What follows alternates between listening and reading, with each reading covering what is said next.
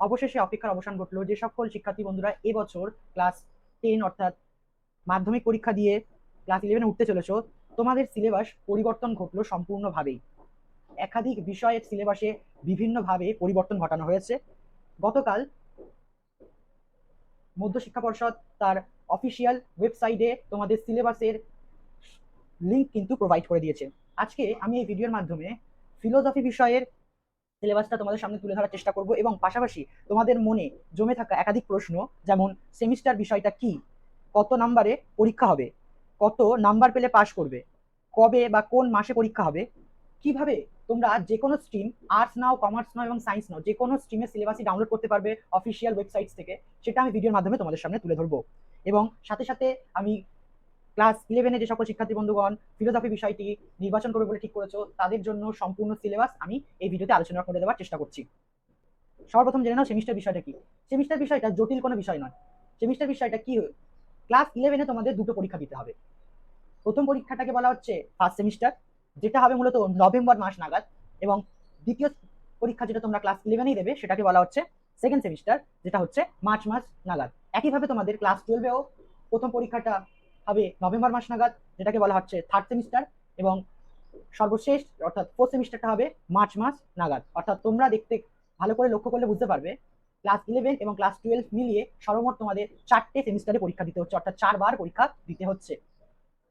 তোমাদের জানিয়ে রাখি, ক্লাস 11-এর পরীক্ষা নিজের স্কুলেই হবে, তবে syllabus, number pattern, question structure কিন্তু বোর্ড নির্ধারণ করেছে।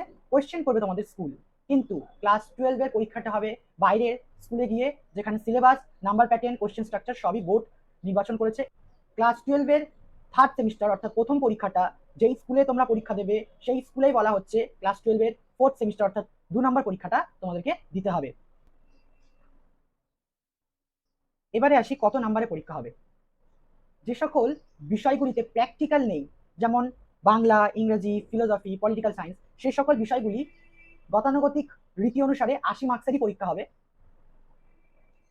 প্রথম 40 নম্বর পরীক্ষা হবে ফার্স্ট সেমিস্টারে, এবং দ্বিতীয় 40 নম্বরের পরীক্ষা হবে সেকেন্ড সেমিস্টারে। একইভাবে ক্লাস 12-এও প্রথম 40 নম্বর পরীক্ষা হবে থার্ড সেমিস্টারে, এবং দ্বিতীয় 40 নম্বরের পরীক্ষা হবে ফোর্থ সেমিস্টারে।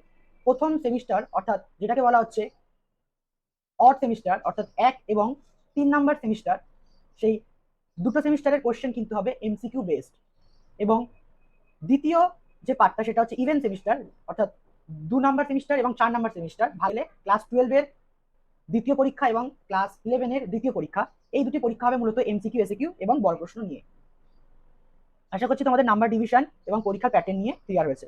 এটা তোমাদের মনে প্রশ্ন আছে অনেকেরই যে কত নাম্বার পেলে পাস করবে। এখনো পর্যন্ত যা নির্দেশ পাওয়া গেছে সেখানে বলা হচ্ছে 30% নাম্বার পেতে হবে দুটো সেমিস্টার মিলিয়ে, অর্থাৎ ক্লাস 11-এর শিক্ষার্থী বন্ধুদের ফার্স্ট সেমিস্টার এবং সেকেন্ড সেমিস্টার দুটো সেমিস্টার মিলিয়ে 30%, অর্থাৎ 80তে যদি পরীক্ষা হয় তার 30% হচ্ছে 24, অর্থাৎ দুটো পরীক্ষা মিলে তোমাকে সর্বমোট 24 পেতে হচ্ছে।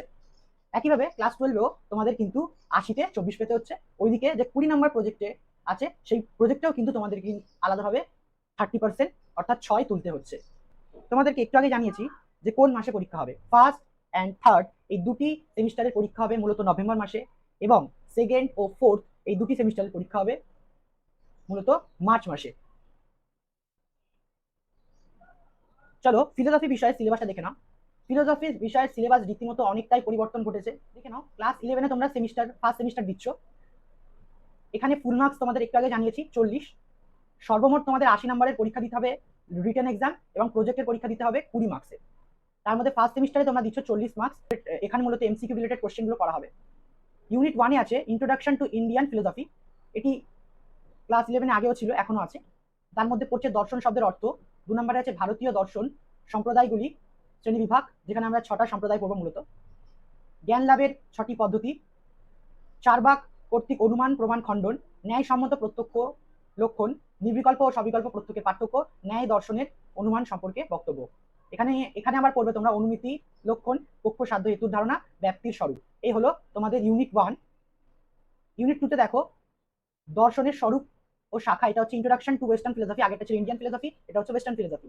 যেখানে প্রথম অধ্যায় আছে দর্শনের স্বরূপ ও শাখা, জ্ঞানের উৎস সমূহ, জ্ঞানের উৎস সম্পর্কে দুটো মত আছে, অভিজ্ঞতাবাদ এবং বুদ্ধিবাদ। অভিজ্ঞতাবাদে তোমরা যার যার মত পাবে সেটা হচ্ছে লক, বার্কলি আর হিউম, এবং বুদ্ধিবাদে ডেকার্ট, স্পিনোজা, লাইবনিজ। এই গেল তোমাদের ক্লাস 11-এর ফার্স্ট সেমিস্টারের সিলেবাস। 40 মার্কসের পরীক্ষা, এমসিকিউ প্যাটার্নে হবে। ক্লাস 11-এর সেকেন্ড সেমিস্টারের সিলেবাসটা দেখো, এখানে কিন্তু অনেক বড় পরিবর্তন ঘটেছে। এখানে তোমাদের ঢুকিয়ে দিয়েছে ইন্ট্রোডাকশন টু লজিক, যেটা আগে ক্লাস 12-এ ছিল। দেখো ইন্ট্রোডাকশন টু লজিকে তোমাদের কি পড়তে হচ্ছে? যুক্তি বিজ্ঞানের প্রকৃতি, অবরোহ ও আরোহ, পদ, বাক্য, বচন, পদের ব্যাপ্যতা, সত্যতা, বৈধতা, বাক্য থেকে বচনের রূপান্তর, বচনের বিরোধিতা, অমাধ্যম অনুমানে তোমরা করবে, আবর্তন, বিবর্তন, সমবিবর্তন, এবং সর্বশেষ নিরপেক্ষ ন্যায়, যেখানে মূর্তি ও সংস্থান এবং বৈধতা বিচার। আর 7 নম্বর দেখো যৌগিক যুক্তি, প্রাকল্পিক ও বৈকল্পিক। সেকেন্ড মডিউলটা দেখো, সেকেন্ড মডিউলে বলছে ইন্ট্রোডাকশন টু এথিক্স, ভারতীয় নীতিবিদ্যা, পুরুষার্থ, শ্রীমদ ভগবদ গীতা, নিষ্কাম কর্মের ধারণা, বৌদ্ধদের অষ্টাঙ্গিক মার্গের ধারণা, চার্বাক সুখবাদ, পাশ্চাত্য নীতিবিদ্যা, নৈতিক প্রত্যয় সমূহ, নৈতিক অনৈতিক, নীতি বহির্ভূত, উদ্দেশ্য ও অভিপ্রায়, ঠিক ও ভুল, ভালো ও মন্দ, ন্যায় বিচার। And last but not the least, নৈতিক তথ্য সমূহ। এই গেল তোমাদের ক্লাস 11-এর ফার্স্ট সেমিস্টার এবং সেকেন্ড সেমিস্টারের পরীক্ষা সম্পূর্ণ সিলেবাস। এখানে প্রজেক্ট রিলেটেড বিষয়গুলো আলোচনা করে দেওয়া আছে, যে 20 মার্কসের প্রজেক্ট তোমাদের দুটো ক্লাসে করতে হবে, ক্লাস 11-এও ক্লাস 12-এও। সেই ক্লাস 11-এর প্রজেক্ট এখানে আলোচনা করা হয়েছে। এবার আমরা দেখে নেব ক্লাস 12-এর সিলেবাসটা। ক্লাস 12-এর সিলেবাসটা আমি পড়ছি না, দেখে নাও তোমরা, জাস্ট যাদের প্রয়োজন আছে তুলে নাও।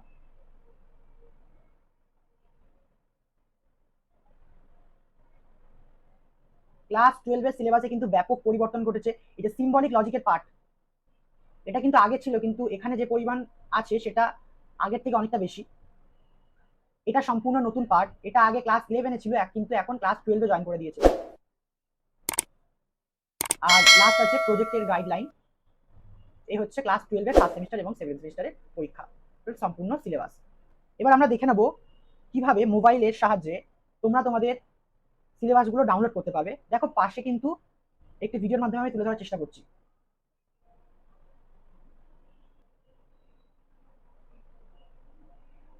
প্রথমেই তোমরা তোমাদের ক্রোম অ্যাপটা ওপেন করে নাও।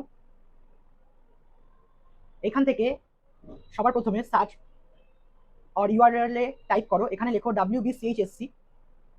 লেখার পর এই যে প্রথম ওয়েবসাইটটা দেখতে পাচ্ছ, এখানে ক্লিক করো। এখান থেকে চলে যাও নোটিফিকেশন, এখান থেকে চলে এসো নোটিফিকেশন রিগার্ডিং নিউ সিলেবাস। এখান থেকে দেখো স্টুডেন্টস এর আন্ডারে যে কারিকুলাম অ্যান্ড সিলেবাস, এই অপশনে ক্লিক করো। অ্যান্ড দেখো এই কারিকুলাম অ্যান্ড সিলেবাস, অর্থাৎ নিচের দিকে লক্ষ্য করে দেখো higher secondary syllabus set 1, higher secondary syllabus set 2, higher secondary syllabus set 3, এভাবে দেওয়া আছে। এখানে সেট 3-তে ফিলোসফিটা পেয়ে যাবে। পলিটিক্যাল সায়েন্সের সিলেবাসে ক্লিক করে তোমাদের দেখিয়ে দিচ্ছি।